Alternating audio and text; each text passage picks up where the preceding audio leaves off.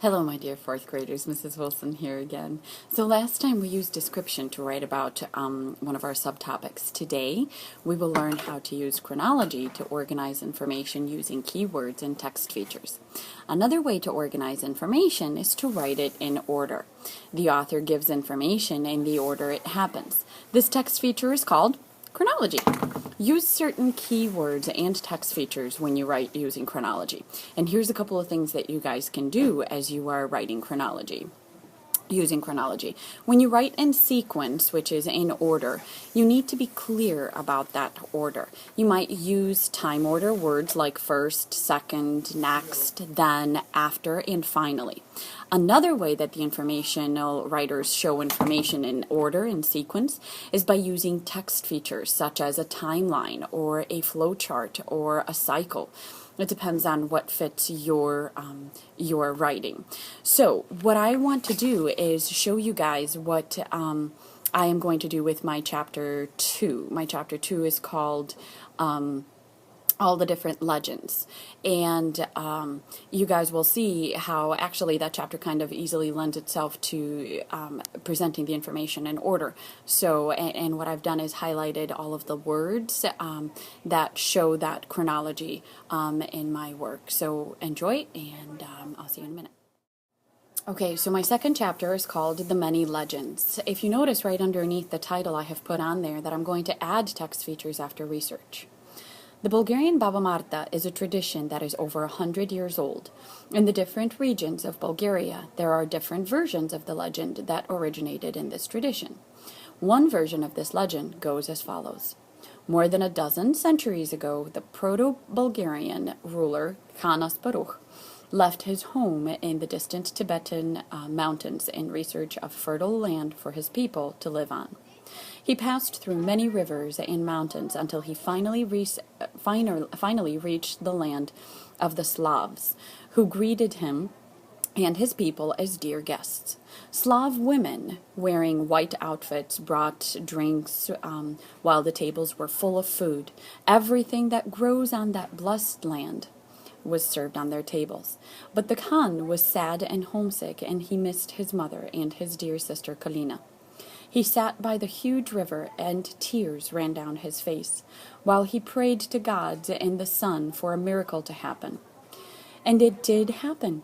A swallow landed on his shoulder, and the Khan shared all his sorrow to her. Then the swallow flew away, back to the lands the Proto-Bulgarians came from, and with a human voice it told Kalina, the Khan's sister, that her brother found a new land for his kingdom, but he misses her so much and sends his best feelings. Kalina was so happy to hear that, and she decided to send her brother a token that she had got the news. She made a small bunch from some green bush. She bound it with a white woolen thread and made knots at the end of the thread as a greeting sign. And she sent the swallow to take that branch back to her brother. The swallow flew fast as lightning, and very soon it landed on the Khan's shoulder again. But due to the long flight, his wing was hurt, and some blood drops dyed the white woolen thread. The Khan was so happy to see the green bunch. He got his sister's greeting by the knots she had made, and so he pinned the bunch on his chest. The Khan ordered his men each to put a small bunch of twisted red and white thread on that day each year for health and heavenly blessing. Since then, on the 1st of March, all Bulgarians follow this tradition of blessing each other with with threads of red and white creations on their wrists, or as Peugeot and Penda's decoration on their coats.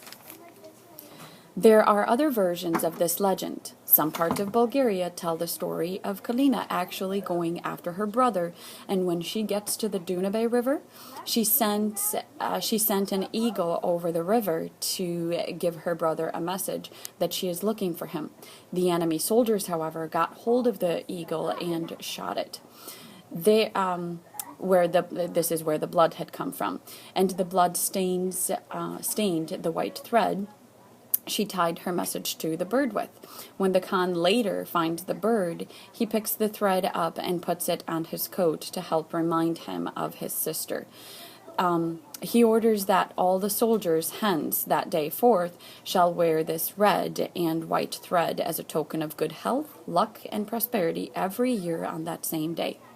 I have also heard a version of this story with Kalina having her dog with her, and as the dog tries to cross the river to help her find her way to her brother, the dog gets hurt and stains the white thread that was tied to it with its blood. Eventually, they find their way to Hanas Baruch, and out of the sheer joy of finally seeing his sister, he orders that the whole kingdom wears a thread of white and red wool on them to celebrate good health, luck, and prosperity. He is now able to share with his sister. This is a beautiful story that has been passed down from generation to generation, and as any other legend has some truth and some fiction to it.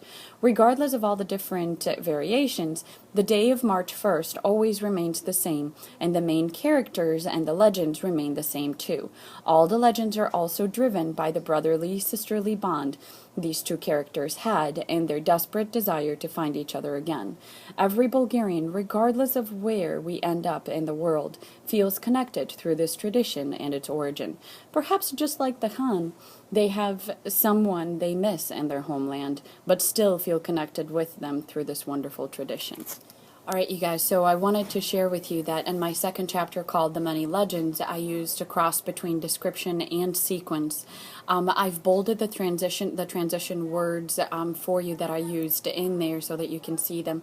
I'm still working on trying to figure out what text features could work with this chapter to enhance the reader's understanding of all information in it. But I'm still kind of looking and thinking about it. I might have to keep developing my other chapters and come back to that one last, to that chapter last. It's kind of tough to find text features to help it. I've thought about doing a little research on which legend is most popular in Bulgaria and what regions based on the legends told in those regions, but I'm not sure if I'll be able to find enough information to do that. So I just put a note up at the top where the title is to let me know that when I am done with the rest of the chapters, I will go back and do some research on that. Perhaps I'm going to, as I do the research on it, put a little graph that shows, the different legends and which one is most popular in which region, and do it that way. So I hope that you guys enjoyed it, and now it is your turn. Go ahead and, in developing your next chapters, try and see if this method is going to work for you. See if there is a place or a chapter where you can try and explain the information in chronological order. Don't forget to use some of those transition words, such as first, second, next, finally, and see if any of the text features, such as graph or timeline, or any of the other ones would fit your writing. On the next slide, you guys will get to see all of them. Okay. Good luck, happy writing, and I'll see you later. Bye.